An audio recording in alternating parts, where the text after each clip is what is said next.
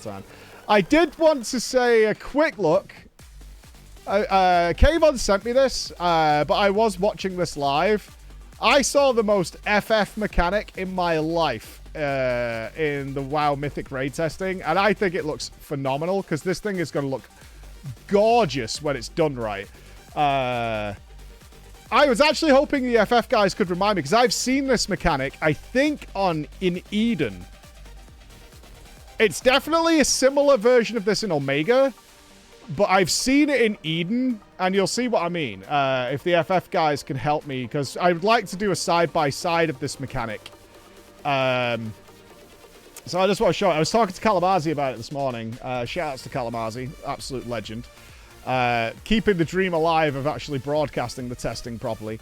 Okay, to give you context for what you're about to see, this was like a lucky progress into this fight. This is the penultimate fight of the new raid, where it seems what they've done, and I'm okay with this. The first 6 bosses, hard enough for your average Mythic guild, but pretty easy for the race to world first, and then it jumps off a fucking cliff. So think about your Tindral, Sage Swifts, and your Farak compared to everything else. That's kind of what they're looking to do here. It looks like, at least on the face of it, tuning is going to change. But this is the going off a cliff race to world first bosses. Dimensius, which we'll never see until it goes live. But this one they are testing. This is the penultimate one. Watch this mechanic. So these are all mind controlled. So as far as the game's concerned, these players kind of don't exist because they're under control of the boss anyway. Here we go. So what's happening here? You're seeing all the mind controls guys chasing somebody. So the one person who wasn't mind controlled, they're all hunting that person down. The rest of them are sort of AFK and doing various things. But here they come. Here's the lasers.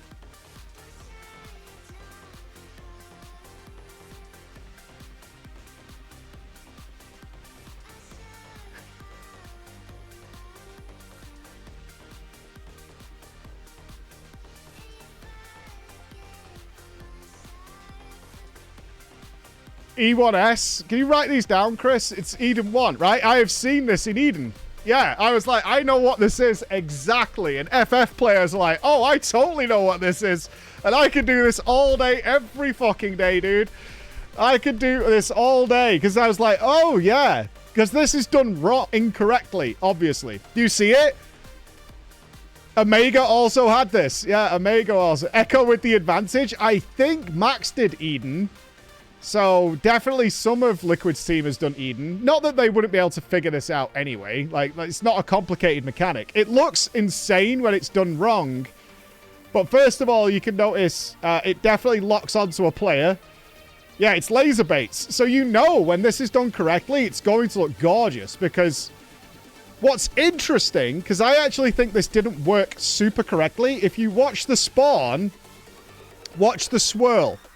I think the swirl is not working properly here. I can't confirm, but if you watch, there's an animation of which way I think the laser's going to spin, which in FF would be the green and red circles spinning around. See it? And then they lock on, so now they've tracked the target, which is when, if we were doing Eden, you can now start moving, because it's clearly, because there's only one person registered on the threat table, it's locked onto one person, right? If everybody was alive, this wouldn't happen. It would be locked. I wonder how it's targeting. Do you think, I was saying this morning, do you think they will go with roles? So certain ones are healer, certain a DPS, certain a tank? I wonder, because I don't see any actual, like, debuffs to suggest you've been marked, or by which one. I don't know whether they're going to do it. The way WoW would do this is have you spread, and then you have to figure out which laser is pointing at you. WoW tends not to do proximity, but we're going to an add-on-less world. So proximity could very much be a factor going forward into the future. Proximity could be a thing. Yeah, I don't know whether it's going to be proximity yet. It might be. It could be. It's hard to tell from this clip because they're obviously only targeting one person, which is not going to happen. But then what you'll do is you will spin them, obviously. Eden knowers know. You're going to spin it and kite it outside of the room, making the safe spot in the middle. What I found interesting is again, people are dead, so we can't gather too much from here. These are all locked on to one target. So is it the person they were originally locked onto? Or did it reselect? Or whatever. Because these are still all locked onto one person based on the last one. And then you're going to be able to move these into a proper area to get a safe zone. And it looks like the middle, the last one, again, hard to tell, this is predetermined. Potentially. Either that or they're all... Because there's somebody running around here because the dragon's chasing them. I wonder if these are predetermined because this leaves a very obvious safe spot in the gap. If you look. This area here is actually going to be full safe. Because those are all center targeted as to where they're going. This is great. It just raised so many questions. Is it proximity? Are you going to be able to bait it? Is it going to be role-based? Is it just going to be a debuff of some description? That looks static, right? But I was like, oh my god, this is such a great implementation of something I've seen a million times. And I adore this. This is cool. This is cool. Because when it's done right, this is going to look so nice. This is going to look so, so pretty. Let Roger cook? Well, yeah, they've got a lot of experience with it. And also, multiple times. Are we going to see variants of it? You have to wonder if this is the introduction to this mechanic. And it's actually going to come in later. Because, again, that does bother me. The swirl, is this bait? Am I reading too much into this? Because they don't follow this animation. You see, they're swirling clockwise, but they actually seem to just follow the target. I love this as well. Do you notice it moves before the laser fires to give people that little bit of time? Like, this is a very fair mechanic. If you watch as the main beam comes out, it'll actually tick around once and then fire. See it? See the way it ticks once before it fires? There's a lot of care and detail that's been put into this mechanic. Really nice. Really, really nice. I like it a lot. It could just be locked onto one person, in which case you have to do... It's really exciting. Yeah, this is the future. This is like add-on-less stuff.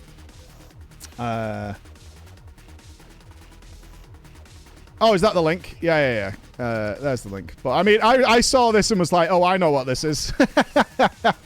I've done this before. I totally have. I totally have. Charge your lasers. Yeah, man. This is looking fun.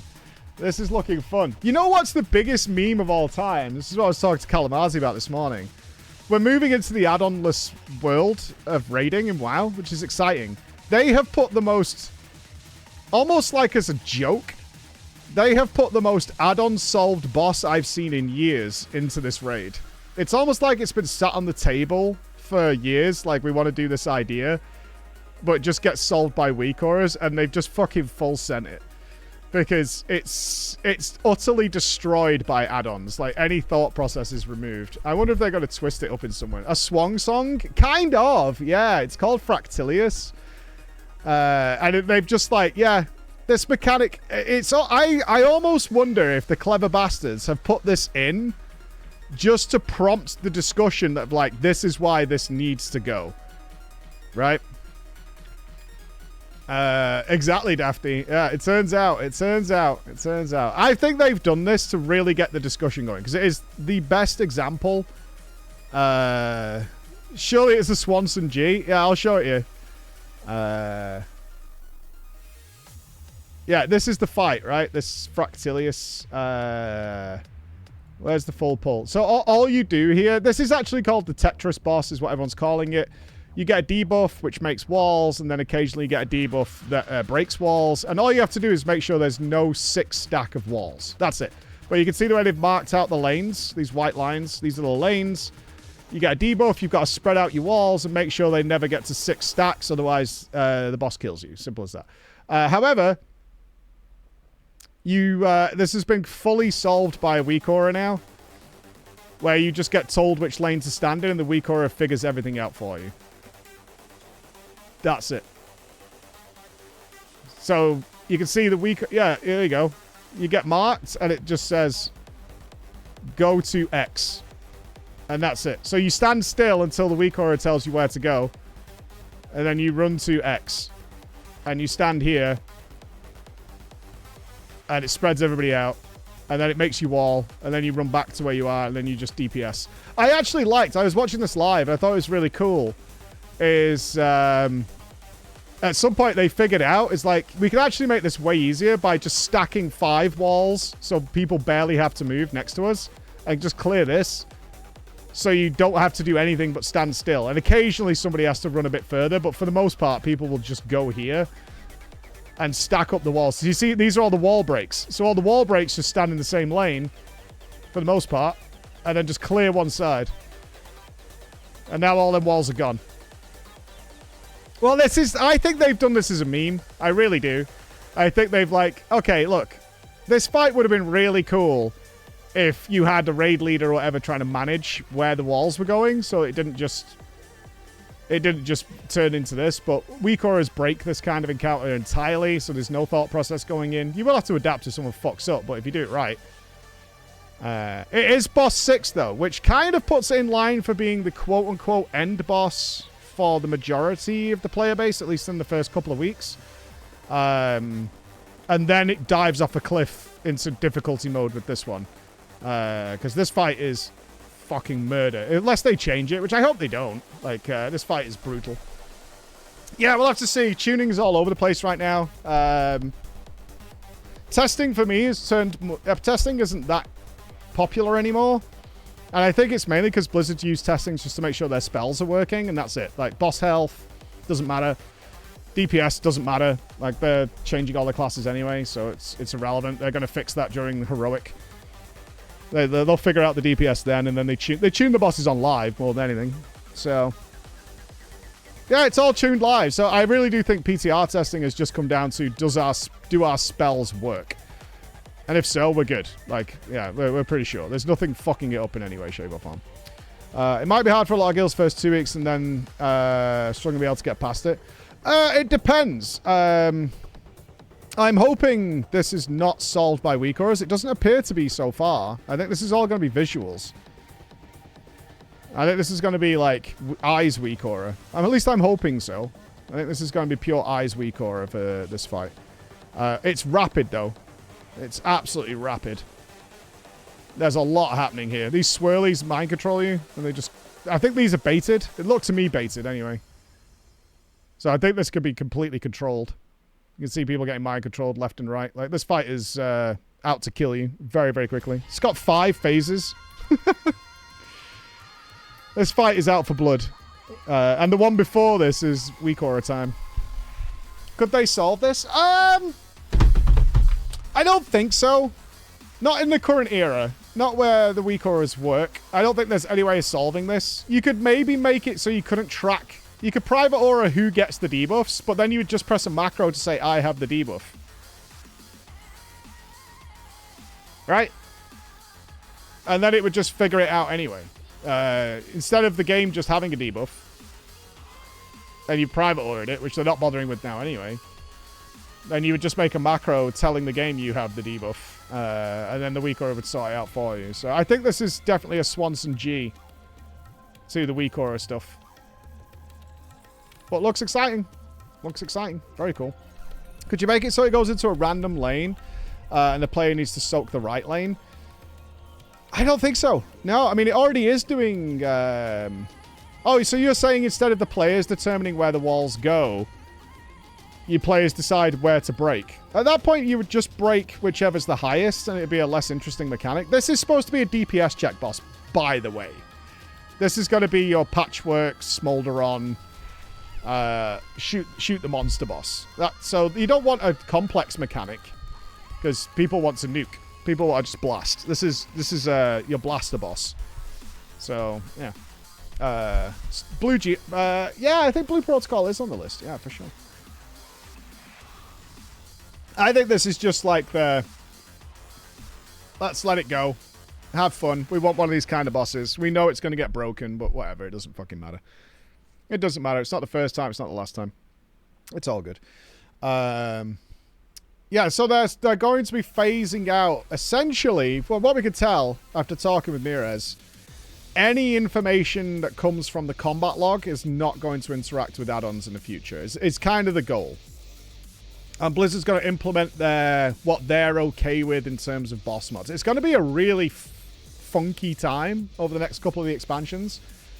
This raid is kind of a hallmark moment. This is going to be the last time that all this technology is available, all this tech is available to the guilds. From midnight, it's going to be starting stripping away. They said they're going to baby steps it. We'll see where it goes. There's a lot of things that are going to be disappearing, which we're very used to, which I don't think people are really thinking about. We're doing a video on this at the moment, so I've been looking into raids over the last 10 years and how they've worked here.